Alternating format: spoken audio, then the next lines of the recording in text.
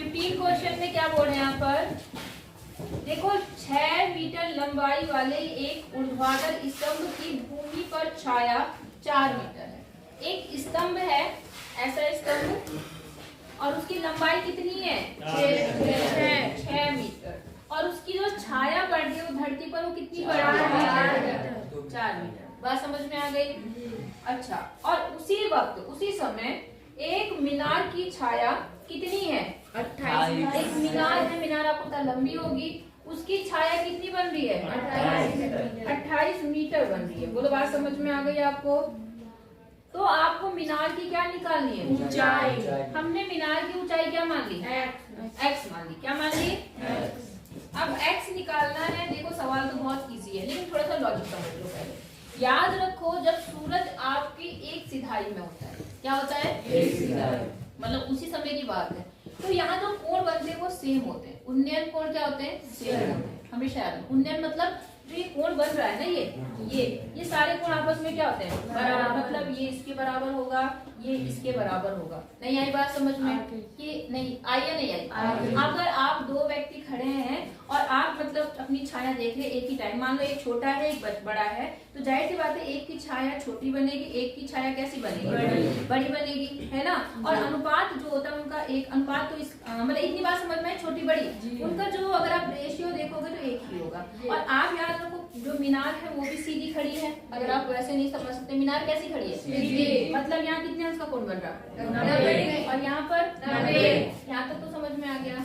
अब मैंने कहा आप जब भी एक सूरज आपके सर पे है तो यहाँ पर जो कोण बन रहे हैं वो क्या होंगे सेम होंगे। कोण क्या होंगे इतनी बात समझ में आ रही है? आप क्या बोलना, क्योंकि दोनों की जो छाया है वो एक ही समय पर बनी है, अतः इनके उन्नयन कोण क्या होंगे बराबर। तो ये कोण इसके बराबर हो गया, आई बात समझ में? ये कोण 90 के कारण इसके बराबर हो गया, और ये वाला क्या हो गया स्वतः के बराबर हो गया। आई बात समझ में या नहीं आई?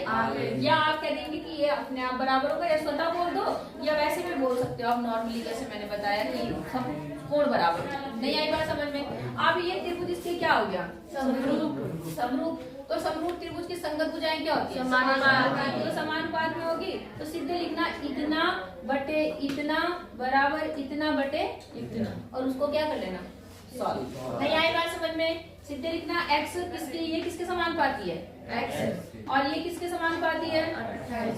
बोलो बात समझ में? क्रॉस मल्टीप्लाई कर लेना, तो यहाँ से बन गया 4 इंटू एक्स बराबर 6 इंटू 28। अब x यहाँ मल्टीप्लाई में 4 के साथ इधर आके 4 क्या होगा डिवाइड में, तो 6 इंटू 28 अपॉन कितना 4, 4 पंचे 4 सत्ते 28, 6 3 36 6 सत्ते 42। इसका मतलब मीनार कितने मीटर होगी 42। बस लेकिन एक पॉइंट जरूर लिख देना कि जब उसी टाइम सेम समय पर, मतलब एक ही वक्त पर मीनार और स्तंभ द्वारा बनने वाला उन्नयन कोण क्या होगा बराबर। कौन सा कोण उन्नयन कोण।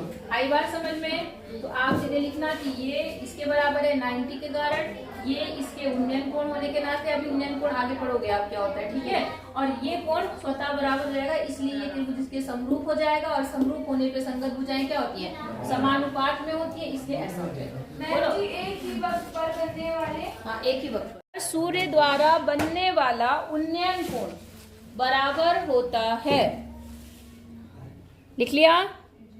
क्वेश्चन नंबर 16 देखते हैं। क्वेश्चन नंबर 16 में देखिए क्या बोला है कि एडी और पीएम, कौन सा एडी और पीएम, त्रिभुज एबीसी और त्रिभुज पीक्यूआर की क्या है माध्यिकाएं। माध्यिका फिर से वही बात, माध्यिका को आप समझ चुके हैं, मतलब वो लाइन जो क्या काम कर रही है इसको बराबर काट दिए, ठीक है।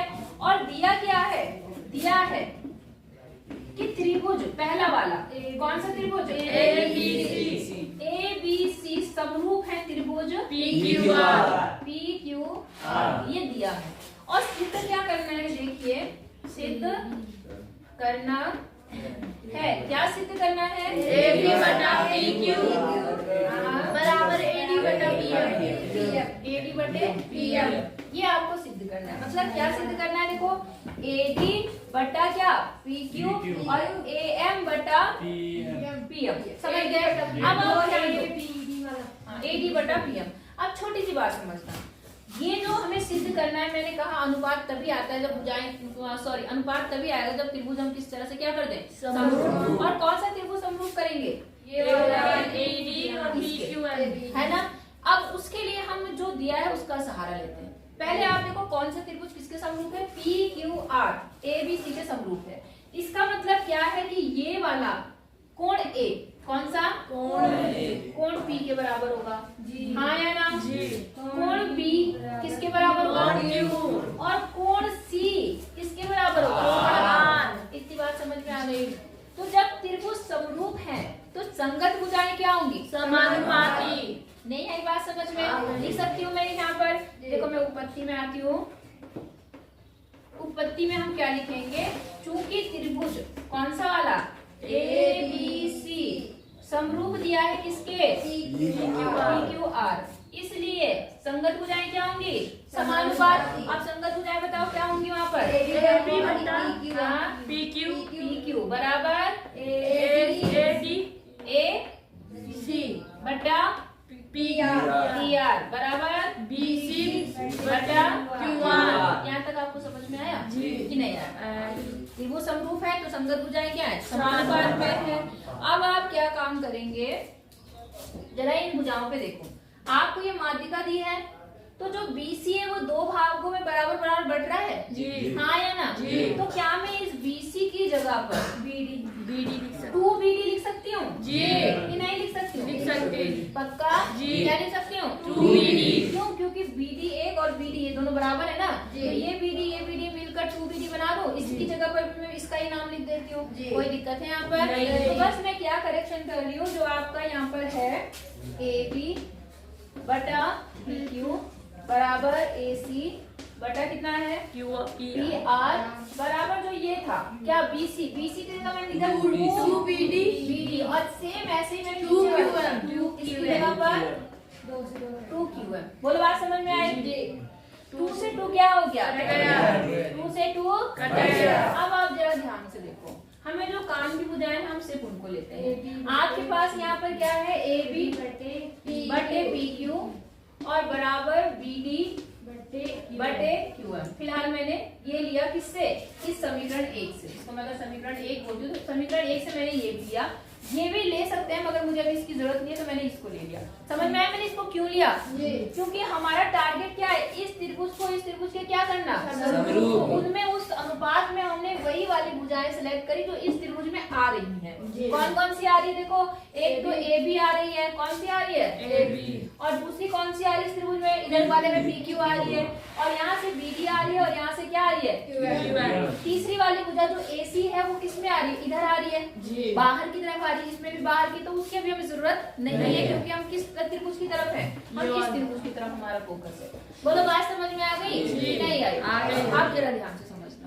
इस त्रिभुज में आ जाते हैं, क्या नाम है त्रिभुज का, ABD तथा त्रिभुज कौन सा, PQM में। अब बताओ इसमें क्या कॉमन है, एक तो ये चीज संगत क्या है, जो इसकी संगत मात्राएं हैं AB बटा PQ बराबर BD बटा QM ये है, और दूसरा क्योंकि ये त्रिभुज इसके क्या है, समरूप है, मतलब बड़ा वाला समरूप था, तो उस हिसाब से ये कोण इसके बराबर होगा या नहीं होगा, होगा।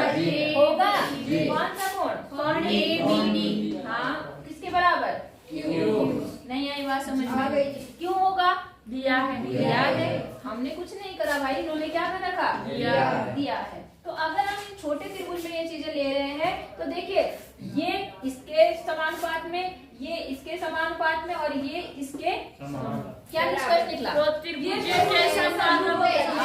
इसलिए त्रिभुज कौन सा, ABD समरूप त्रिभुज PQM कहाँ से,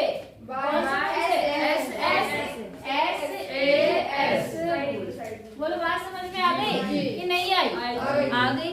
अब जब त्रिभुज समरूप है तो संगत भुजाएं क्या होती हैं, समानुपात में, तो इसलिए जब त्रिभुज समरूप है तो संगत भुजाएं समानुपात में, इसकी संगत भुजा कौन सी बनेगी, AB बटा PQ, और इस वाले की संगत कौन सी बनेगी, अपॉन ठीक है।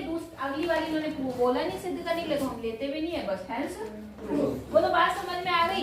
ये क्वेश्चन आपका क्वेश्चन नंबर 12 का उल्टा है, आप देखो तो ध्यान से, कुछ भी नहीं है, बस उसमें जो करेक्शन किया था वही इसमें उल्टे में चलना है। बोलो समझ गए? ठीक है।